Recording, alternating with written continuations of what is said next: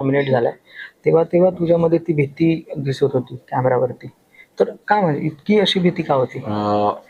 भीती म्हणण्यापेक्षा एक थोडंसं दडपण होतं, की ज्या पद्धतीने सेकंड टास्क झाला होता आणि त्याच्यात मी काही टॅग्स मिळाले मला. तर ते ऑब्व्हियसली चुकीचे म्हणजे चुकीचं मी वागलो म्हणून भेटलं ते. असं काही नाही की गोष्टी मी बरोबर आहे आणि तुम्ही सगळे चुकीचे आहे, असं नव्हतं ते.